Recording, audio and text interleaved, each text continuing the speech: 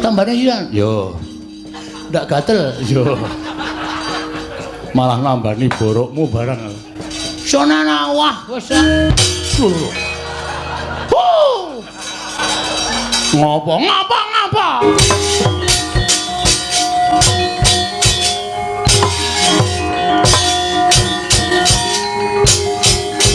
Antasena!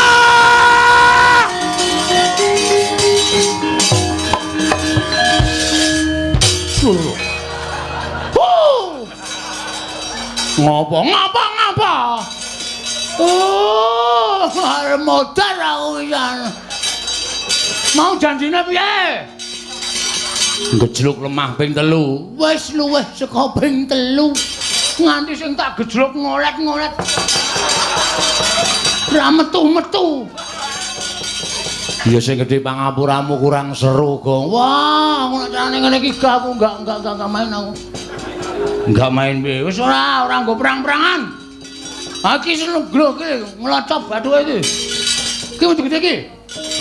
Tambani nganggo sungutku mari. Wih lho. Ki nggon unyeng-unyeng iki. Kuwi borok kok. Oh iya, Ding. Tambane sisan? Yo. Ndak gatel. Yo. Malah nambani borokmu barang. Sonana wah wis ora tertib mah aku.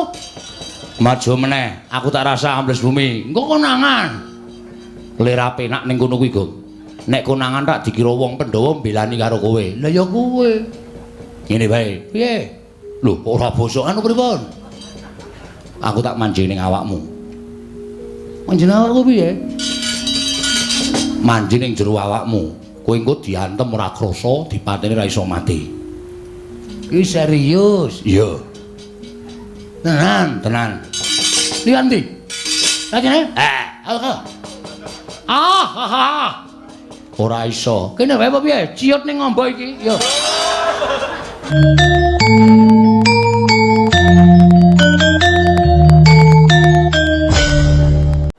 Elastis. Ora sudi. Metu ngendi kok ngewohke? Kowe ngamet ambegan, aku tak mlebu ning awakmu. Ngamet-ambegan? Wis ya wis. Nggih. Terus iki mau Kanjeng Rama paring dawuh. Rama sapa? Rama Werkudara. Ngendika pripun? Kowe arep diajar Kurawa. Nggih. Panjenengan pondho mangkat. Wonten sing gawa glugu, wonten sing gawa sekop. Ajeng mala kalih kula. Terus sampean aku didhawuhi Kanjeng Rama Kyai Jodipati kon ngewangi karo kowe. Oke. Ha iki sing arep kok mendorong tak piye iki? Aku ya kon ngewangi, Gong aja kuwatir. Nah. Pon, nek sampean niat ngewangi kula, maju, gempur Kurawa. Ning nek aku sing maju kok kira-kira ngisini-sini. Apike ngene, Gong? Pripun? Aku ngewangi ning kowe maju wong methuke Kurawa. Yo gelut wae yo. Kowe karo aku senggel. Lho. Kok malah nesu? Nesu. Wong ngewangi kok malah kula kon maju. Kowe nek lolo tak tambani, nek mati tak uripke. Aja kuwatir. Mangkato. Yakin? Yakin. Serius? Iya. Nganggo apa le nambani? Banyu sunget kuwi iki. Ki nek diperes metu banyune. Nek nggo nambani wong loro iso mari, nggo nguripke wong mati sing durung winanci iso kelakon. Wah, kene ndek kutil lampu. Kutil dengkulmu plocot kuwi. Iki pusaka padhake kutil ora. Kula tak maju, Aku sing tansah memanuki laku aja kuwatir. Nek ming Kurawa ora bakal menang karo kowe. Yen kowe tak tambani, kowe tak uripke. Kowe diantem ngrasake lara, nek lara babak metu gedhe tak tambani langsung mari. mbok sampean buka apotek mawon. Hus. Kok malah kon buka apotek ora? Aku entuk tamba mujarab kaya ngono kok. Wis mangkato, Bagong mangkato. Yen pancen kowe engko kerepotan, aku ndelabung saka Dirgantara. Wah, iki arep gleleng ya. Nggih, nun pangestu nggih. Yo sing ati-ati. Ning ampun ada-ada saking kula lho. Ora. Terus sampean ajeng temu ndi? Mengke ketok Kurawa. Aku ambles bumi. Lah iki pertanyaan meneh iki. Terus kowe nek ambles bumi terus aku lek ngundang sampean pripun? Aja kuwatir, kowe ngejluk lemah ping 3, aku metu. Mosok ping 3 metu. Iya. Ono sampe bola-bali ra tau metu. Aja sembrono, mangkato. Bathara Kurawa nyuwun pangestu sing ati-ati aja kaya bocah cilik.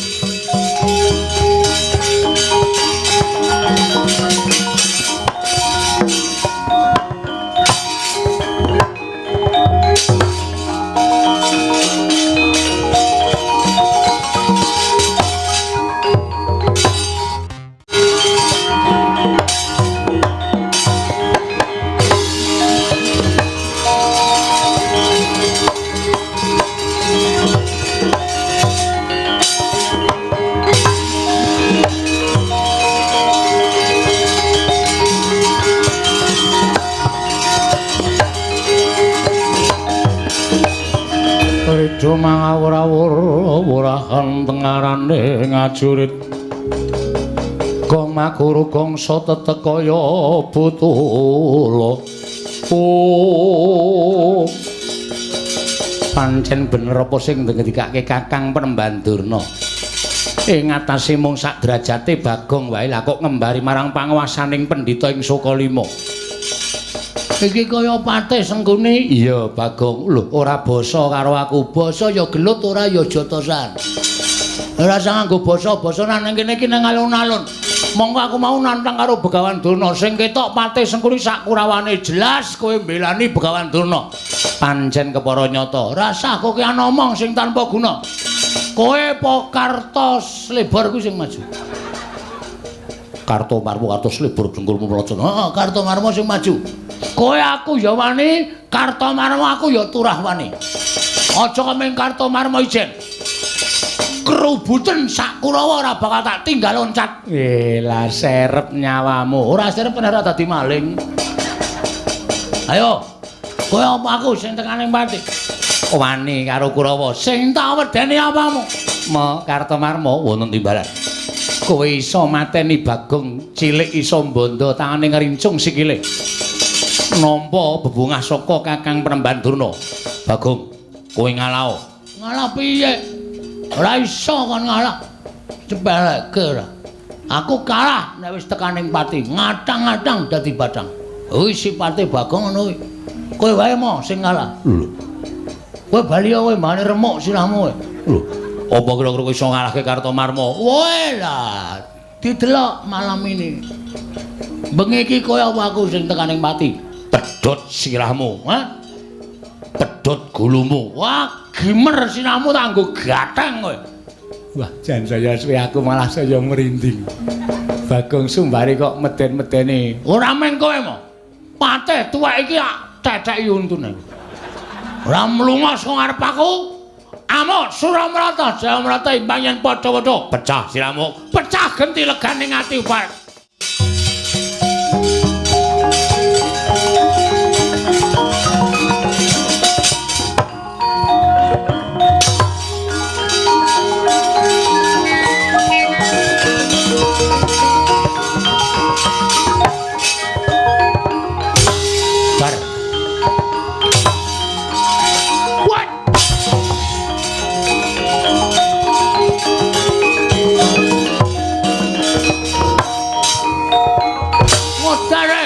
Edan. Ayo, kekuatanmu sepiro Bagong Musaku? Remuk.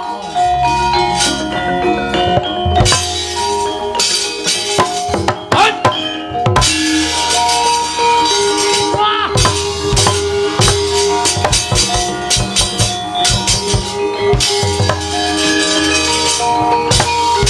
Masih. Oh.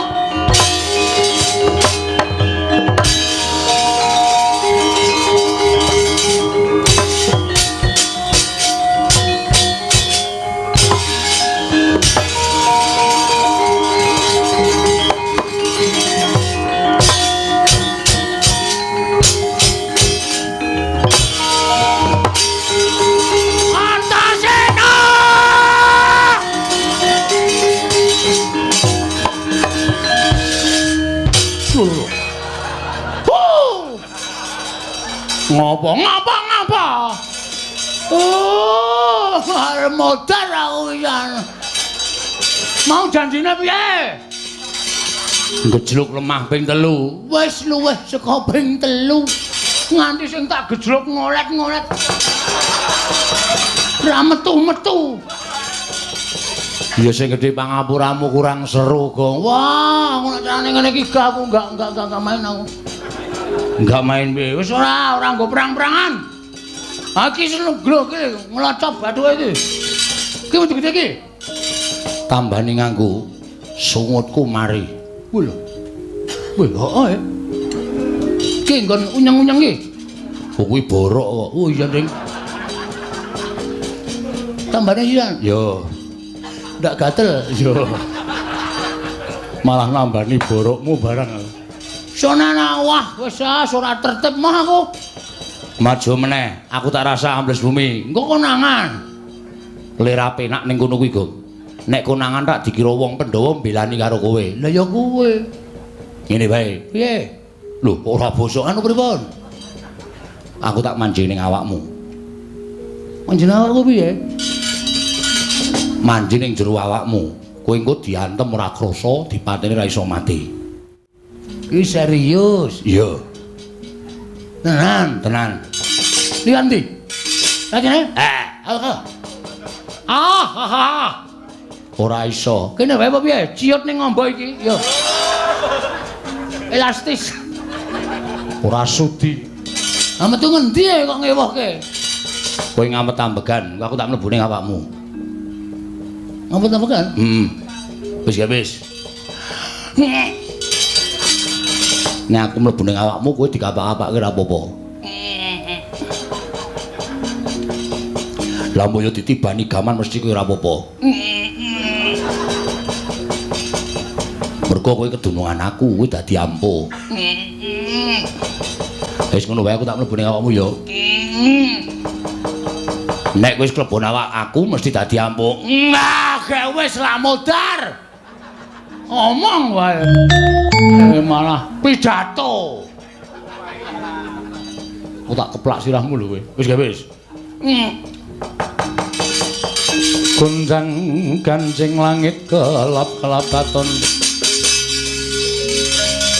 Lir kincang ing risang mawe gandrung. Gong, wis. Sampe teng ngendi? Aku wis nang awakmu. Lho, kok ora mbrenjol ya? Ora. Mergo iki sukma. Wah, lah gleleng iki. Kowe diantem ora apa-apa, dipateni ra iso mati, mergo saka dayaku. Terus kula iso napa meneh? Iso ngilang mboten? Ora iso. Mbok gawe iso ngilang. Benar nyolong kowe. Saidan ora. Ambles bumi ya iso, mabur ya iso. Weh, lah kok sampean nek dadi wong biasa ora iso mabur? Mergo aku ora dikeparengake mabur. Nek aku sing duwe kekuatan iso mabur. Wo. Nek ambles bumi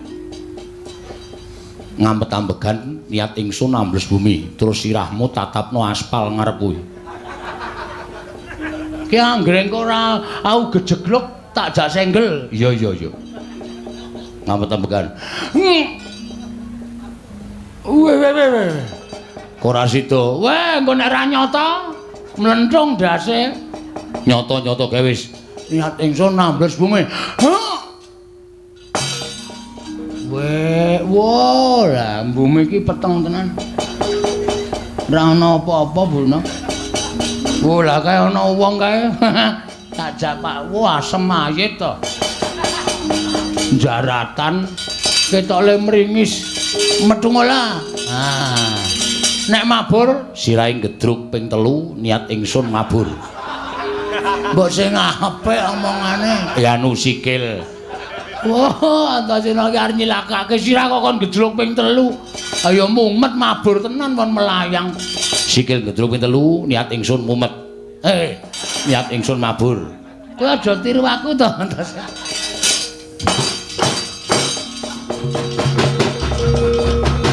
Wah, ya apik nek mabur bangane ra ambles bumi. Wah, iso weruh ngendi-endi. Wedian ini ra golek kamar mandi ra ana gendenge. Rugi iki. Lah, iki. Kamar mandi kok rung kirakeki gendeng. Oh, tuwa ra sida. Ting klintring kabeh wis. Wis ra mothok. Wis. Wis. Nek medun, ayo wis medun ngono wae. Ah. Ki arep gleleng iki. Wis nantango. Amun Suramarta, Jayawata, ayo kartos lebar. Iki Bagong Sayar digdaya kliwat tukur.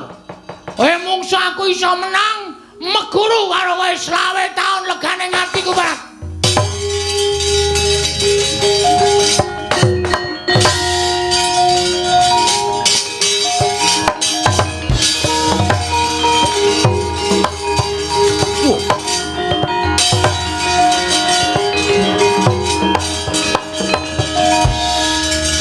Meripate kok mendelik wae mataku ambar ngopo kowe. sajahe mentas meguru anyar. Ora memper meguru kok ming sedilit. Ning matek aji jaya kawijayan. Ayo, kowe iso gawe aku semaput gedene aku tak antem glecak meguru karo kowe 20 taun. Pecah siramunya.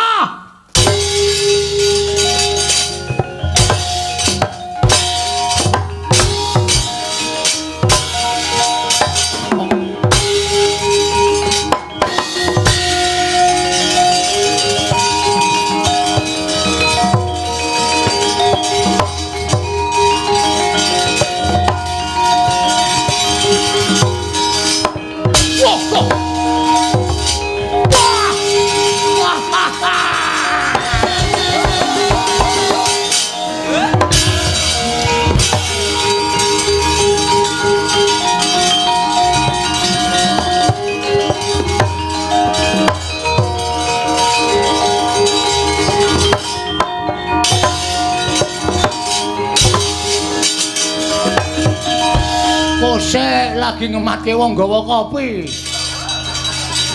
Urung-urung nyekel tumbak ora. Ayo pecah siramu kowe. Nya tumban. Nya tumban. Tumbak iso mbolong ndasku. Aku meguru karo 20 taun. Nya wis. Mati tenan kowe Bagong. Hah? Mati tenan. Engko tak cese. Manggone entek baterai colokan listrik murip menah guys. Aja edan. Ora edan serius iki. Pecah siramu nya. Ya iki ora muni gamelan.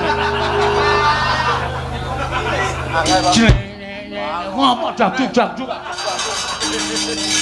Pecah siramu. Kualik Ding. Pecah siramu nya. Ah ngono. Hut. Hut. Ha. Oh, mati aku. Mati aku. Wah. Waduh.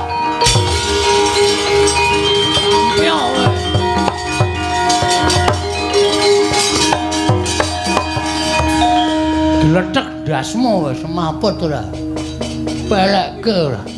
Rumangsane padake wong loro saudon telu saurupan. Tunggale Kartomarma Kurawarwane Robakaya amuk legane atiku.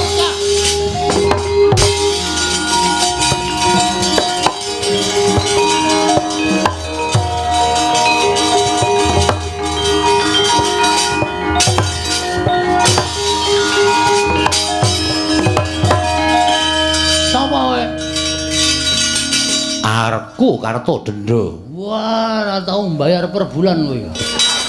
Ora tau mbayar Tadi denda terus peranganing para Sata Kurawa. Karto Dendra Dasar Pranyata. Kartomarma kalah karo kowe.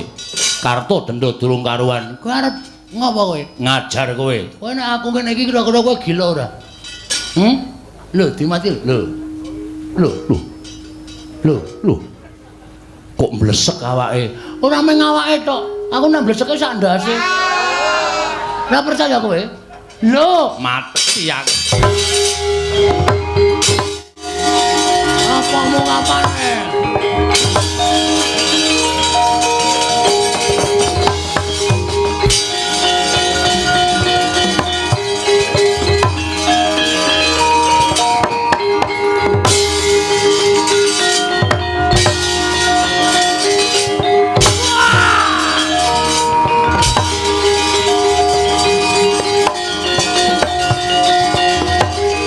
Ayo, Kurawa maju ya.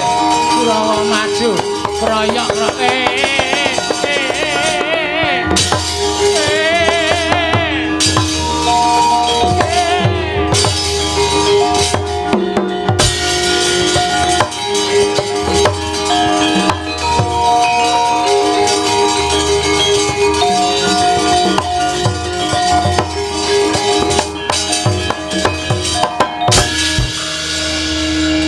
Gunjang kancing pangit kelap-kelap katon lir kincanging aduh mawek gandrung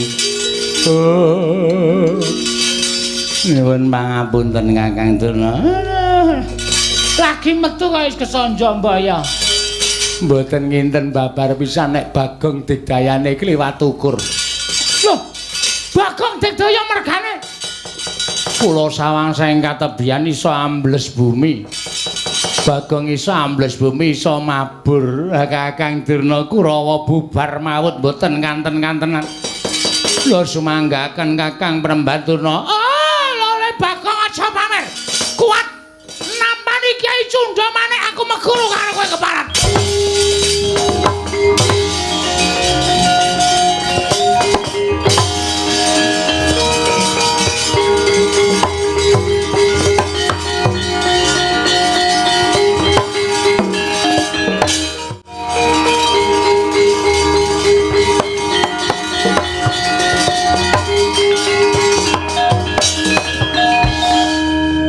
Gus, piye? Durna beto drei, drei dengkulmu. Kae dudu drei. Lah napa? Kae pusaka arane Cundha Manik. Waduh, murup kaya wong nyuluh. Mergo saka dhewe kekuatane sing ampuh ngegilani, mula pusaka kae murup. Terus ora sawedi. Kethuke Gong, kowe ora bakal tekaning pati. Engko nek mati ora sawedi. Tandang ngono, aku sing bakal namengi saka jero awakmu. Oke, ayo nggawa pusaka suntakan aku ora wedi legane atiku, Mas.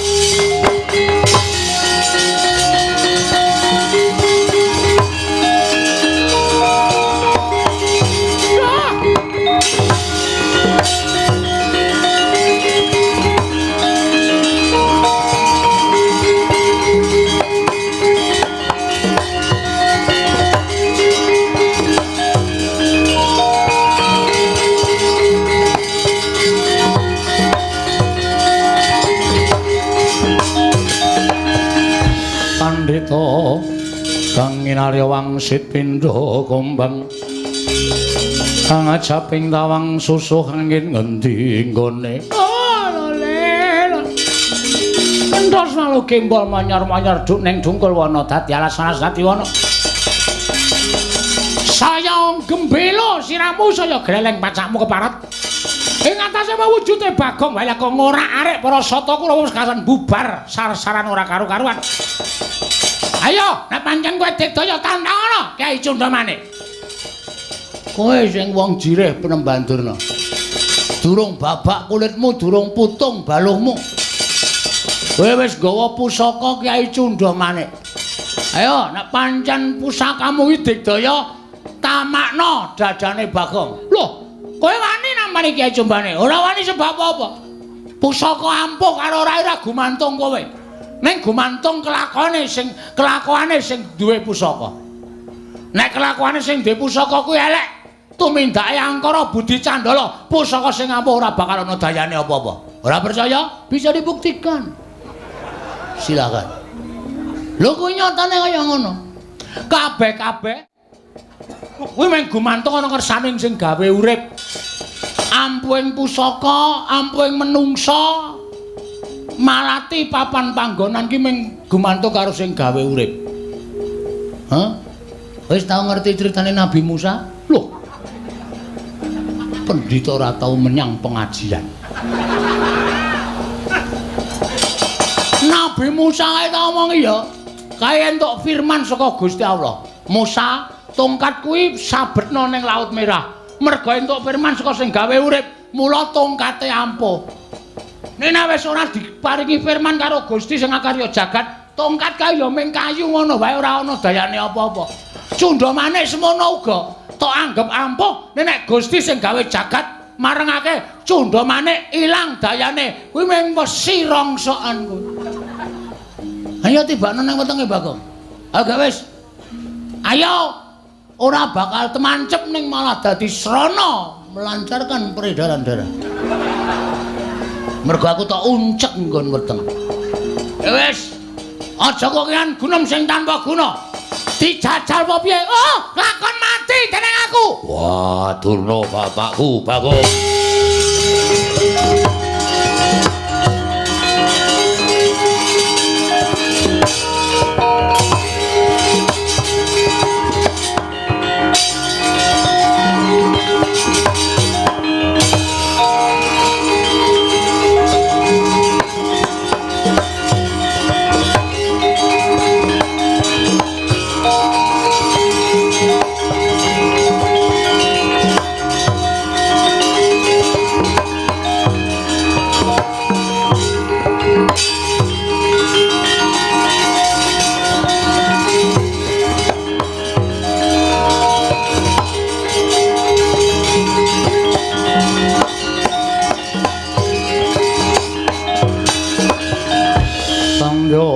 Bala Pandhawa mbyuk gumulung mangung siring sata Kurawa kambaung Wisra katitih merut layut sagung Ratu. Kula nuwun mapunten, Ger. Iya, awis saking pangatenipun ponakan Bagong saengga kula damel ribet wonten ing negari Ngamarta sewu-sewu kalepatanipun ingkang bapa Tadah Wadana. Bapa Penemban. Mestinipun Bapa Penemban Durna menika saged menggalih Bagong menika namung drajating Panakawan. Nanging sabab menapa panjenenganipun Bapa Penemban Durna mituruti dhateng menapa ing dados pikajiganipun Panakawan Bagong. Oh, inggih amargi Bagong sampun kurang ajar dhateng Bapa ing Sukalima. Bagong sampun ngias dhateng Bapa ing Sukalima. Bagong sajaipun sampun ngilani dhateng Bapa ing Sukalima. Namung semantena kang kinten kula Bagong namung dapur gegojekan mboten gadhahi niat wantun kaliyan Bapa Penemban Durna. Oh inggih menawi ngaten kula ingkang nyuwun mangapunten lan salajengipun kula nyuwun dawuh saking Paduka Anak Prabu Puntadewa. Menggah kados pundi babagan perkawis menika? Sapurnaning pasewakan ingkang putra tumuli manjing wonten ing sanggar pamelengan nyuwun dhateng panguwasaning dat kang werwengdat mugi-mugi pikantuk pepadhang nyatanipun Dewa Asung pepadhang dhateng ingkang putra pun Darma Kusuma Jawata paring wangsit pusaka katiganipun menika kedah dipun lintoni. Lho dipun lintoni menapa? Dipun lintoni wujuding kanugrahan ingkang badhe mandhap wonten ing jagat ingkang nami Wahyu Jati Wasesa Bapa Penemban.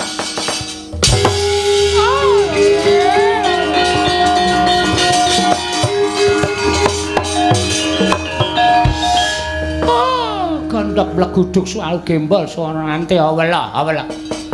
Dipun lintoni wujuding Wahyu Jati Wasesa kasinggihan mekaten. Menawi Bapa saged ngaturaken inggih menika wujudipun Kajeng Jati Wasesa tuwin sekaring Jati Wasesa kula badhe ngaturaken wujudipun tumbak Karawelang payung tunggul naga miwah pustaka jamus miyang jimat kelima sada. Wujudipun Sekar Jati Wasesa lan Kajeng Jati Wasesa kula aturaken Paduka badhe maringaken pusaka tetiga inggih kasinggihan mekaten. Nyuwun pamit yer kula ke Bapa badhe ngupati wonten pundi durungipun.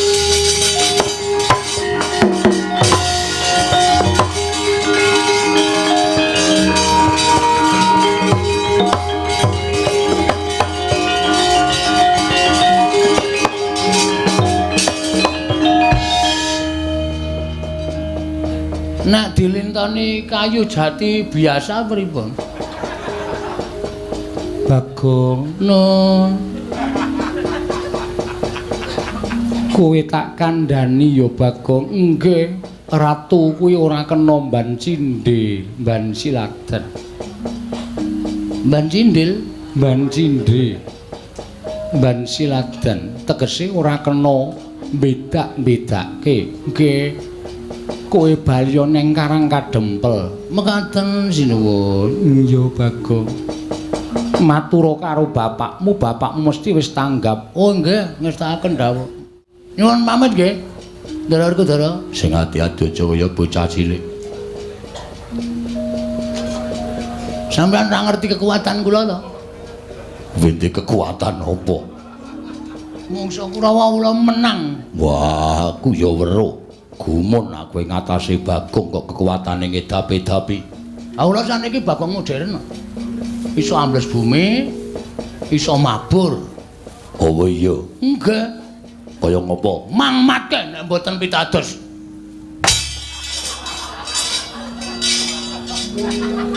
Seneng ta kowe?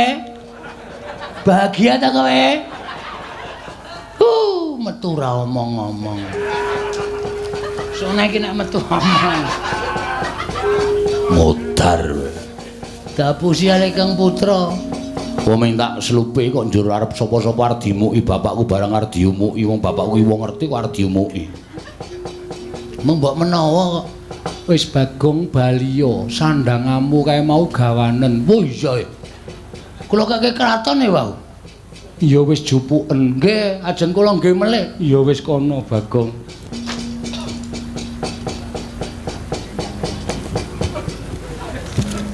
Rama Kyai, mbuh. Dimas Antasena, Ketak ndasmu kok. Ora dakoni tenan aku. Ora masalah. Sing penting kowe iso gimer sirahe gareng. sik diancam kok kakane. Nyuwun pamit, Sinun. Sing ati-ati aja kaya bocah cilik. Nggih, nyuwun pamit nggih. Iya.